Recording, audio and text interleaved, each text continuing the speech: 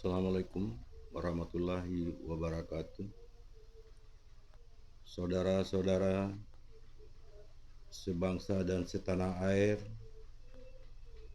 dimanapun Anda berada.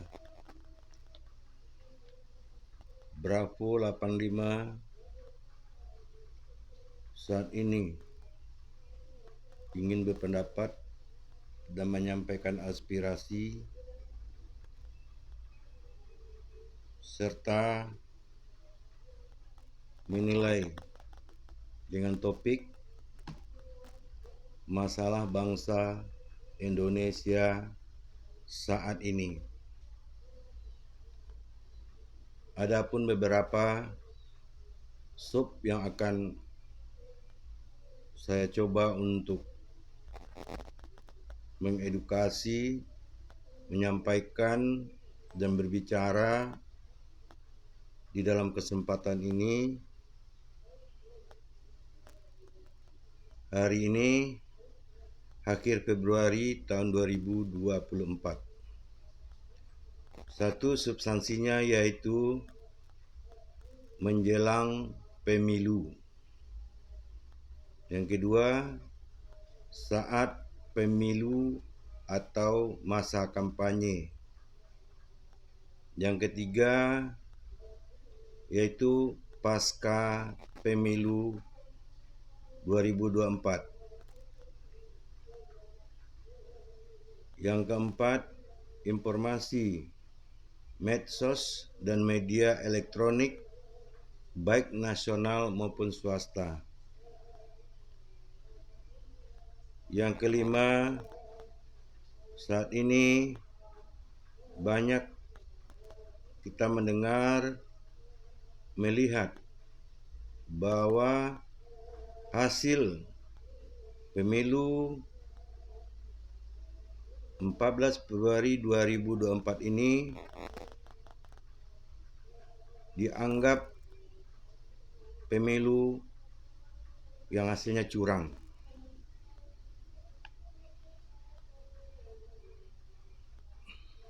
Saya coba untuk memberikan penjelasan satu persatu, yaitu suasana menjelang pemilu, di mana ada beberapa tokoh yang menilai dan berpendapat, yaitu saya pernah mendengar Pak JK sewaktu Jokowi mau dicalonkan menjadi presiden 2014. Pak JK berpendapat saat itu jika Indonesia dipimpin oleh Jokowi maka akan hancur dan berantakan. Itu yang pernah saya dengar dari konferensi waktu itu Pak JK ditanya oleh wartawan. Yang kedua, pendapat dari Menko Polhukam saat itu masih bertugas, yaitu Bapak Profesor Mahfud MD, mengatakan bahwa adanya orang-orang yang tak menginginkan Anies Rashid Baswedan mencalonkan kandidat sebagai calon presiden 2024-2029. Maka segala intimidasi, segala cara mereka untuk menghambat agar Anies Rashid Baswedan tidak bisa mencalonkan diri sebagai kandidat untuk persaingan 2024-2029. Adapun pendapat masyarakat bahwa benar kejadian-kejadian itu terlihat dan dirasakan dengan cara-cara yang tidak wajar ketika Anies Rashid Baswedan menjadi gubernur DKI Jakarta, di mana segala pekerjaannya, perbuatannya yang disumbangkan untuk masyarakat DKI Jakarta hampir tidak pernah dipopulerkan. Bahkan informasi-informasi itu disembunyikan atau tidak disiarkan. Kita bisa menyaksikan waktu itu adalah perhelatan pertandingan Persija dan PSSI di satu stadion di mana Persija ini di bawah pembinaan Provinsi DKI Jakarta. Tapi saat penerimaan trofi atau bahwa Anies Baswedan tidak diizinkan bersama dengan Jokowi, malah dilarang oleh pasukan pengaman dari Pas Pampres yang tidak mengizinkan Bapak Anies itu turun ke lapangan. Yang kedua juga berapa sulitnya untuk mencari lokasi perizinan penyelenggaraan Formula E. Dan banyak hal-hal lain yang kita lihat yang dirasakan oleh masyarakat khususnya DKI waktu Anies Baswedan menjadi gubernur DKI.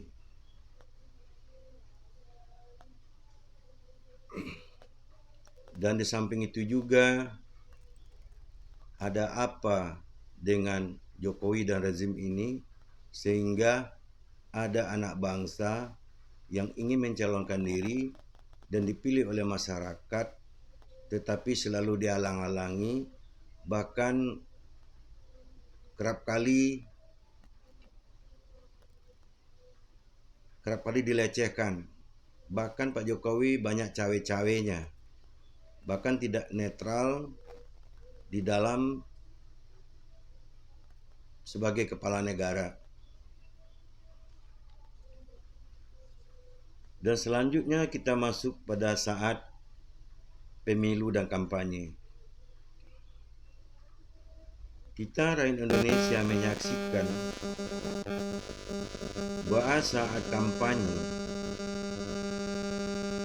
itu terlihat nyata, didengar dan disaksikan banyak orang, baik melalui media sosial maupun media cetak dan elektronik yang disiarkan oleh pemerintah dan swasta, bahwa pemilu kali ini benar-benar membawa perubahan, yaitu tentang bagaimana mencerdaskan anak bangsa.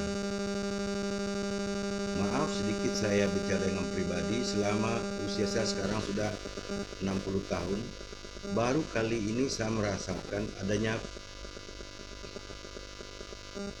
mencerdaskan anak bangsa dengan berdialog, dengan berdiskusi dan bertanya jawab.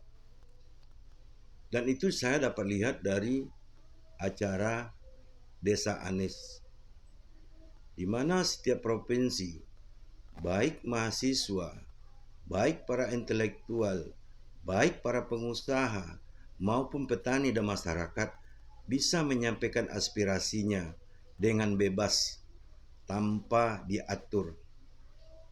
Dan saya juga melihat betapa hebat-hebatnya generasi muda, berapa antusiasnya generasi muda khususnya mahasiswa dan masyarakat yang ingin perubahan itu memberikan pendapat, bertanya, dan mengkritik calon-calon capres yang akan berlaga di 2024. Dan itu saudara-saudara akan bisa menyaksikan dan tidak perlu saya membahasnya panjang lebar, dan itu nyata. Bahkan kepuasan masyarakat, baik para intelektual, akademisi, para petani, para nelayan, masyarakat umum, dan pengusaha yang pernah saya lihat di Apindo, dan bahkan keturunan orang-orang keturunan Tionghoa yang ada di Indonesia ini berkontribusi di dalam berpendapat. Dan itu tidak pernah saya lihat, saya rasakan selama ini dalam rangka untuk memilih capres. Yang kedua juga, memang akhir-akhir menjelang pemilu itu tadi, ada juga yang tabrak Mahfud MD. Dan itu merupakan acara yang sangat mendidik dan sangat juga membuat aspirasi anak-anak bangsa ini, baik di kalangan intelektual, mahasiswa, dan masyarakat, bebas bertanya, terutama tentang hukum yang selama ini secara umum masyarakat umum itu lemah pengetahuan tentang hukum dan bahkan tidak mengerti kebanyakan hukum itu. Dan di sini ada pencerahannya yang diberikan oleh Mahfud MD. Bahkan saya pribadi yang latar belakang pendidikannya tidak terlalu tinggi, tapi setelah saya mengikuti namanya Desa Anies, namanya Tabrak Mahfud, selepetnya Amin, dan juga kunjung-kunjung dari Ganjar, itu melihatkan adanya calon-calon pemimpin yang bermasyarakat, yang membaur dengan masyarakat dan bertanya kesulitan apa yang ada dalam masyarakat tersebut.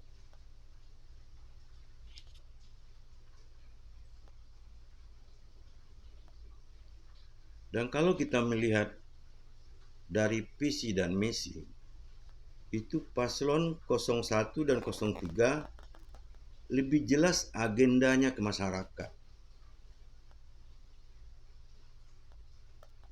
Dan lebih terang dan bisa dijelaskan, bahkan bisa bertanya jawab,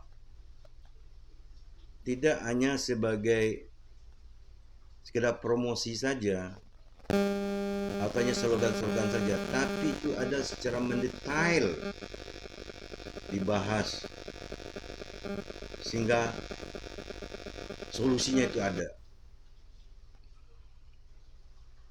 Sedangkan di saat saya mengikuti paslon 02, hampir tidak ada agenda ke masyarakat yang pasti berdialog dengan masyarakat, baik dengan tokoh-tokoh masyarakat, tokoh-tokoh agama, para intelektual, para mahasiswa atau nyali. Di sini walaupun ada, tapi sangat sedikit sekali. Dan kebanyakan baik yang saya lihat di Apindo maupun di kalangan mahasiswa maupun masyarakat, antara pertanyaan dan jawab itu sering tidak nyambung dan tidak bisa dijelaskan. Nah, inilah membuat kita ini anak bangsa ini berpikir bahwa kita dapat pencerahan dari paslon 01 dan 03 yang agak lebih jelas visi dan misinya dan berdialog. Sedangkan 02 lebih banyak menutup diri atau kurang berdialog dengan masyarakat, intelektual, dan cendekiawan, apalagi dengan para tokoh-tokoh pengusaha dan keturunan. Yang selanjutnya, setelah kita melihat hasil quick count, yang nalar sehat kita saja, orang bodoh sekalipun pasti tidak menerima atau menyangka angka ini begitu cepat terinformasikan, dan bahkan sampai saat ini angka tersebut stagnan. Artinya hanya koma sekian yang bergerak. Dan inilah membuat kecurigaan di masyarakat, para intelektual, para cendekiawan, para guru besar dan para akademisi dan para pakar dan ahli. Jadi sekarang itu bukan karena paslon 01 atau paslon 03. Jadi merasa ada apa dengan pemilu sekarang ini. Dan saya beranggapan bahwa ada statement yang disampaikan sebagai janji dari paslon 01, yaitu barang siapa terbukti melakukan koruptor, maka pelakunya akan dimiskinkan. Nah, itulah yang membuat para koruptor kalang kabut. Mungkin juga para oligarki yang selama ini bermain tidak sehat juga merasa terganggu dan membahayakan bagi mereka. Mulai dari pelaksanaan IKN yang mungkin akan diselidiki. Itu ancaman dari tugas dan salah satu visi dan misi dari paslon 01. Di dalam kategori para koruptor dan menyalahgunakan jabatan serta keuangan negara.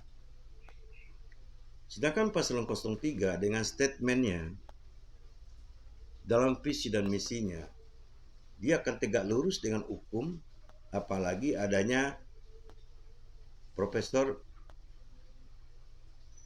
Mahfud MD, di mana kita kenal bahwa Mahfud ini orangnya jujur dan terbuka.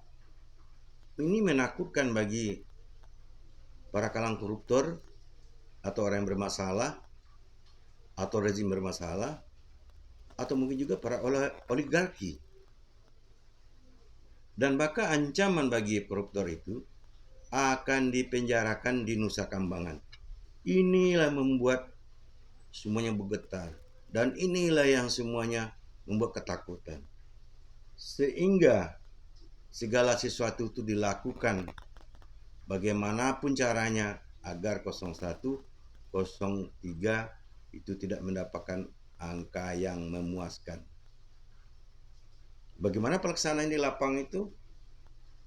Sudah jelas banyak informasi, banyak bukti yang terjadi di lapangan, di mana penyalahgunaan wewenang, terutama yang dilakukan oleh Jokowi yang dianggap sebagai presiden, namun menyalahi aturan dan bahkan melanggar undang-undang serta konstitusi, jauh dari harapan. Bahkan terjadinya langkah-langkah secara terstruktur, sistematif, dan masif, baik dari kalangan elit rezim ini hingga ke aparat dan bahkan ke kepala desa. Dan itu sudah menjadi rahasia umum yang kita dengar sampai saat ini.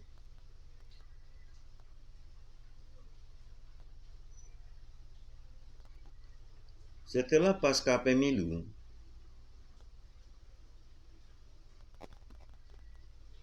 banyak hal yang digugat oleh masyarakat, bahkan para ahli dan pakar, guru besar, cendekiawan, dan tokoh-tokoh yang cinta dengan demokrasi, yang cinta dengan NKRI ini mempertanyakan dan bahkan memberikan tanggapan bahwa pemilu saat ini merupakan pemilu yang curang.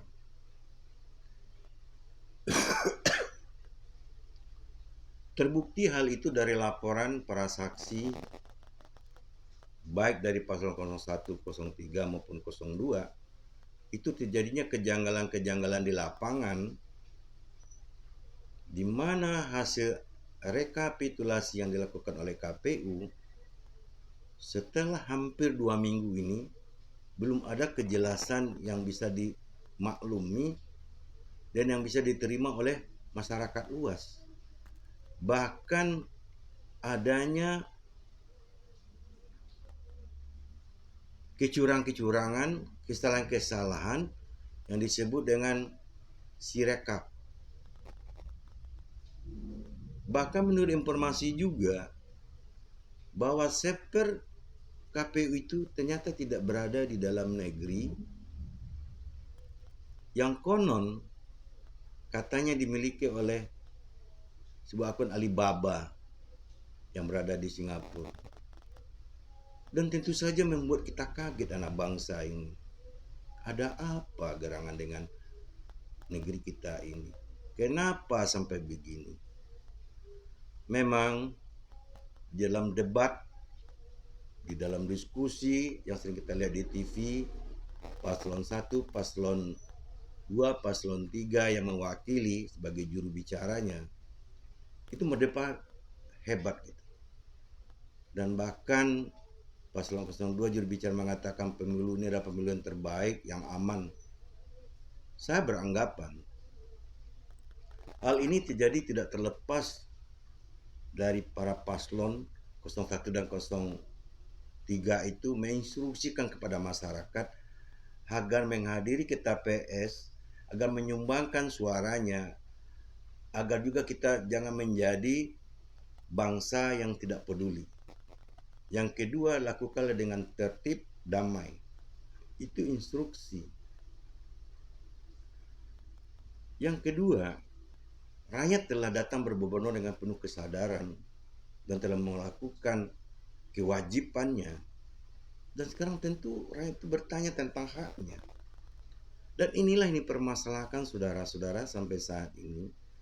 Adanya faktor kecurangan, manipulasi suara, manipulasi angka, yang sampai saat ini kita tidak bisa meyakini dalam nalar kita bahwa angka 2 jam setelah selesainya diadakan pelaksanaan pemilu, Quick Count telah mengumumkan hasil di media elektronik yang disiarkan langsung oleh beberapa stasiun TV.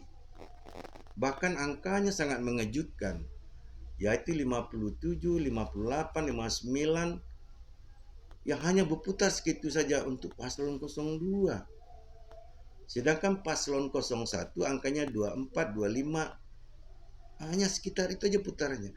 Paslon 03 16, 17 itu aja putarannya. Dan hanya koma yang kita saksikan. Jadi ini tidak masuk dengan akal dan pikiran kita orang bodoh sekalipun, saudara. Dan juga adanya penggiringan opini. Yang makin herannya saja kita, bahwa ada salah satu paslon, ya kita sebut saja paslon 02, mendeklarasikan diri sebagai pemenang. Sementara KPU belum mengumumkan hasil yang fakta. Dan kejadiannya juga 4 jam setelah pemilu diselenggarakan. Ini aneh, saudara. Aneh sekali.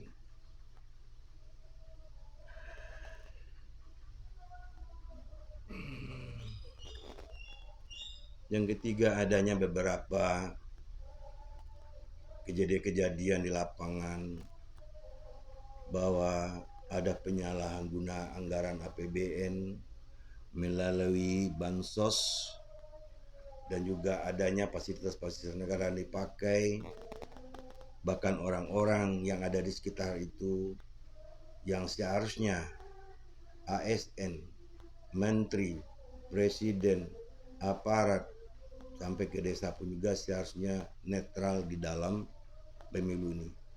Namun mereka diam-diam bergerak menyusun kegiatan-kegiatan, bahkan sampai mengintimidasi. Nah, kalau di lapangan, saudara, saya sendiri melihat dalam laporan itu memang ada penggalangan dana, pemberian sembako, pemberian amplop, ya, dan mengumpulkan data-data itu. Kalau KTP-nya sudah terkumpul, Anda harus pilih paslon ini, dikasih uang antara 200, 300, bahkan dengan acaranya yang ada di GBK terakhir itu dibiayai oleh paslon 02. Jadi mereka yang hadir disediakan mobil, dikasih amplop bernilai 200 dan 300 ribu per orang. Itu yang saya tahu di DKI. Di daerah saya tidak tahu itu, saudara. Jadi di sini betul-betul kita melihat dan menyaksikan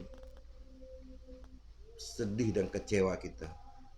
Rakyat sudah mulai bisa diajak tenang, tetapi para elit politiknya, para orang pelaku kecurang, para pecundang-pecundang ini, kok tega-teganya ya mereka berlaku seperti itu. Itu demi apa? Ada unsur apa mereka sampai ketakutan begitu hebat? Yang jadi pertanyaan kita juga, kenapa dengan kehadiran Anies itu tadi itu menakutkan bagi rezim ini? Itu pertanyaan kita. Padahal kalau kita lihat bahwa Anies Baswedan itu bukan pengusaha, bukan orang yang memiliki apa-apa, tidak. Bahkan menurut informasi pun juga kita mengatakan bahwa rumah yang dimiliki itu masih dalam kredit cicilan gitu. Dan ketika kita melihat kecerdasannya, kepintarannya, wawasannya, wibawanya, keilmuannya, bahkan sampai ke spiritualnya, itu memenuhi syarat yang sulit kita cari pada kandidat lain gitu. Ini ada apa saudara-saudara? Dan terakhir ini juga saudara-saudara, kita juga harus berhati-hati dan waspada dengan hoak-hoak terutama yang ada di medsos yang membuat kebingungan pada masyarakat, terutama masyarakat awam ya. Dan satu informasi mereka mengatakan Amin menang dengan nilainya sekian. Nah kebetulan mungkin yang para pendukung atau simpatisan atau yang favorit Amin itu ada kegembiraan di hatinya. Tetapi ini hoax yang mereka sampaikan. Kenapa alasannya? Karena dia tahu bahwa penggemar Anies ini banyak. Ketika berita itu disiarkan, pasti followernya tinggi, pasti pengikutnya banyak. Jadi sesungguhnya mereka sedang mencari pemasukan di situ. Ini yang tidak kita sadari juga. Yang kedua, mereka mengiring opini-opini yang menyesatkan. Jadi untuk itu, waspadalah melihat sesuatu informasi baik melalui TikTok ataupun juga melalui YouTube atau video snack dan lain-lainnya menurut guru WA itu tadi. Waspadalah, jangan terpancing dan analisa dulu, lihat dulu dan pastikan. Apalagi akhir-akhir ini waktu ada orang demo di Bawaslu, ada berita Bawaslu telah dibakar, mobil dinas dibakar. Itu tidak benar. Nah ini perlu ditelusuri juga di berita-berita begini nih. Jadi tidak ada aksi demo yang berlaku semenjak pasca pemilu ini yang merusak dan mengganggu keamanan dan anarkis, tidak ada. Sementara di medsos dikembangkan seperti itu.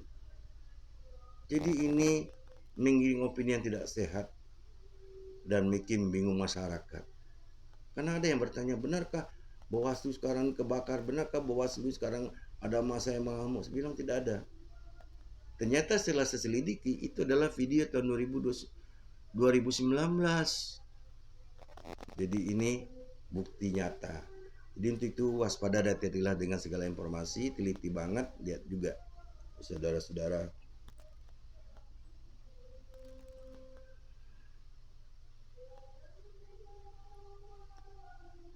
Saudara, akhir-akhir ini juga kita melihat bahwa adanya DKPP memanggil KPU dan bahkan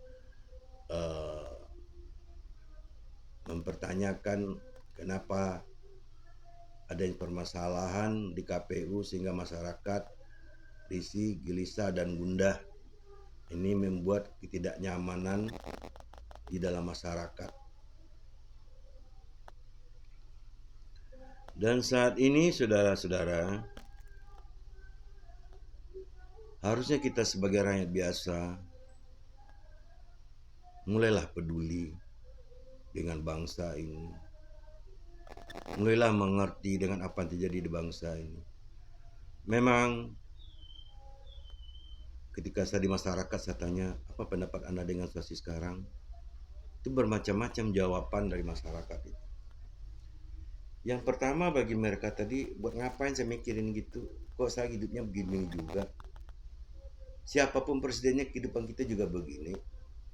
Itu pendapat mereka yang orang awam, orang biasa yang kurang peduli.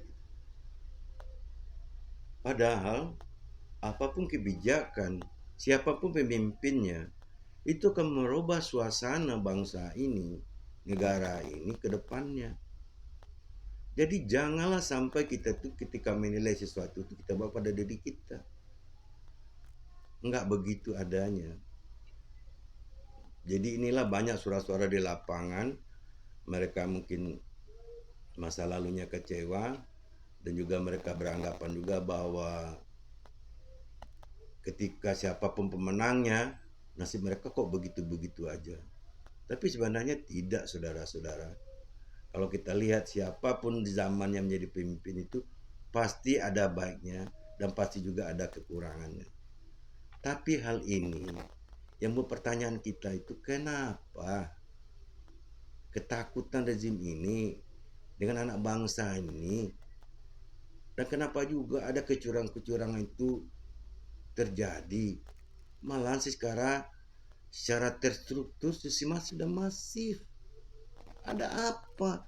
Berarti Indonesia ini dalam keadaan tidaklah baik-baik saja, saudara-saudara. Jadi sebagai warga negara yang baik, sebagai warga negara yang taat hukum, sebagai warga negara yang ingin Indonesia ini maju, kita harus peduli. Saya ingat kata orang bijak, jangan kau tanyakan apa yang telah diberikan bangsa dan negaramu kepadamu, tapi tanyalah dirimu, apa yang telah bisa kau sumbangkan untuk bangsa dan negara ini. Itu kata-kata yang penuh bermakna, saudara. Dan juga kita harus berpandangan ke depan, bagaimana anak cucu kita ke depannya kalau tuh bangsa ini tidak terobok-obok. Bahkan kita juga mendengar, mungkin iya mungkin tidak, tetapi perlu juga kita simak bahwa utang Indonesia secara fakta hampir 8.000 triliun. Secara tersembunyi masih ada lagi yang dikisahkan sampai jumlahnya yang fakta dengan yang terhubung itu 20.000 triliun, saudara-saudara. Dan itulah ketika hal ini tidak bisa diselesaikan, maka ancaman bagi bangsa dan negara kita, saudara. Bahkan Xi Jinping juga mengatakan akan mengambil Pulau Kalimantan dengan cara paksa atau kekuatan militer. Bahaya kan? Jadi kalau rakyat mengatakan, ada yang mengatakan puas dengan kinerja Jokowi, puas dengan apa yang dikatakan Jokowi, itu puasnya tingkat apa gitu. Kita nggak usah bego-bego banget ya.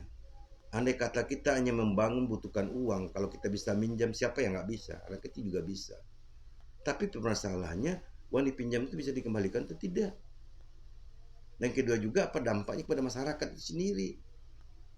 Lihat saudara-saudara, baru pemilu ini berakhir, semua bahan pokok naik melejit, rakyat menjerit.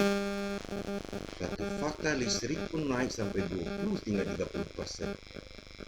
Saya orang yang biasa berat kaget. Itu tidak diumumkan. Dan apalagi dengan penurunan bansos sampai 500 triliun, konon kata para ahli ekonomi, andai kata 500 triliun itu dibagi dengan 65 juta penduduk miskin, dibagikan uang itu, pasti rakyat itu bisa mendapatkan 32 juta per orangnya. Begitu analisisnya. Tapi kenyataannya apa, saudara? Itu mereka cuma dapat yang senilai uang BLT-nya 600, ya, paling 1 juta, 2 juta, bansos yang nilainya umpamanya ratusan ribu. Andai kata kita klopkan semuanya per orang itu ada 5 juta, itu angka yang 25 juta lagi kemana? Bukankah ini jadi pertanyaan buat kita semua? Saya pernah mendengar ahli ekonomi juga yang sekarang almarhum, yaitu Riza Ramli. Dia mengatakan, setiap ada proyek itu, pasti para pelaku yang memfasilitasi akan dikeluarkan anggaran sampai 20%. Bayangkan saudara, kalau anggaran 8.000 triliun dikeluarkan 20%, sekitar 1.600 triliun. Siapa yang nggak kaya, saudara? Jadi pertanyaan kita ini, apakah benar rezim ini itu mengayomi masyarakat? Apa benar rezim itu tuh baik? Apa benar mereka itu membangun itu tidak bermasalah? Itu pertanyaan kita. Jadi saudara, sebagai kita orang biasa, anak bangsa, kita dorong para ahli, para pakar, para cendekiawan, para guru besar, para akademisi, para tokoh-tokoh yang ingin perjuangkan NKRI ini ke depannya lebih baik. Satu, melalui hak angket. Yang kedua juga menuntut Bawaslu. Yang ketiga juga mungkin terakhir di MK. Jadi saya mengajak seluruh anak bangsa ini, yuk kita tidak perlu berbenturan, kita tidak perlu umpamanya anarkis, tapi kita memberikan argumen bukan sentimen dan dengan fakta-fakta para ahli hukum. Saudara, mungkin itu yang bisa kita bicarakan sebagai rakyat biasa, terutama saya pribadi, tidak lain dan tidak bukan karena adanya panggilan jiwa. Hidup berbangsa dan bernegara. Perjuangan kita hari ini belum seberapa, saudara, dibanding dengan nenek moyang kita, orang-orang terdahulu dari kita. Mereka tidak pendidikan tinggi, mereka tidak dalam keadaan kekayaan, tapi mereka punya harga diri dan berjiwa patriot untuk bangsa dan negara ini mereka dirikan dan untuk anak cucunya. Tegakah kita melihat kita diacak-acak, saudara? Tegakah kita dikanan oleh segelintir orang, saudara? Untuk itu, mari kita ikuti. Mari kita dorong para ahli, para cendekiawan, para ilmuwan, para pakar, para guru besar, para akademisi yang berniat baik untuk bangsa ini melanjutkan perjuangan ini, menyelesaikan permasalahan bangsa ini dengan sebaik-baiknya tanpa terjadinya pertumpahan darah atau permusuhan dalam anak bangsa sendiri, saudara. Itulah ajakan saya kepada semuanya agar kita selalu tenang dan waspada. Ingat, bangsa kita ini yang sulit menghadapi lawan adalah dari dalam sendiri. Apa kata Bung Karno, saudara? Bangsa ini tidak akan gentar menghadapi musuh dari luar, tapi akan sulit menghadapi musuh ketika musuh itu datang dari dalam. Dan inilah yang menjadi PR kita, dan inilah yang menjadi pedoman buat kita, supaya tidak jadi hal-hal di kemudian hari yang tidak baik untuk demi bangsa dan negara ini. Ingat, saudara, kita berjuang bukan hanya untuk sekedar menang, tetapi mengembalikan harga diri kita, mengembalikan kepada demokrasi yang baik dan benar. Jangan hasil reformasi yang sudah terbentuk lebih kurang dari 26 tahun ini, saudara, karena ada sekelompok orang atau sekelompok gerombolan atau rezim ini yang mungkin mereka tidak mengerti itu, tidak tahu dan telah diangkat dan bisa menjadi perubahan, tapi mereka adalah pengkhianat yang menurut berita dan pendapat para ahli sampai saat ini, saudara-saudara.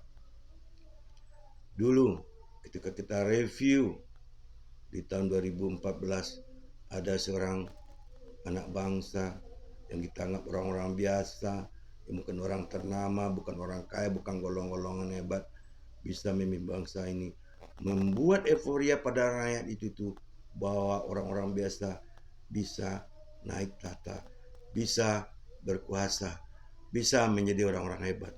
Tapi kenyataannya, saudara, sangat menyedihkan saat ini, sangat memalukan, bahkan menjijikkan bagi kita sebagai bangsa ini. Jadi untuk kedepannya, terutama kepada generasi muda, apakah itu milenial atau generasi Z, banyaklah belajar, banyaklah mengetahui bangsa ini. Mungkin kami titipkan buat Anda. Kalau kami hanya bisa menyarankan berpendapat, hanya bisa memantau. Demikian jumpa kita kali ini sebagai masyarakat biasa yang ingin berpendapat, menyampaikan pendapat dan berkontribusi untuk bangsa ini. Jika hal ini sedikitnya banyak bisa mewakili dari saudara-saudara, alhamdulillah. Kalau tidak, ini adalah aspirasi saya pribadi, menurut penglihatan saya, menurut pandangan saya, dan menurut pengetahuan saya yang ingin saya sampaikan. Akhirul kalam, bila ada hal-hal yang tidak berkenan, yang kurang pada tempatnya, mohon dimaafkan. Wassalamualaikum warahmatullahi wabarakatuh. Bravo 85. Sampai jumpa.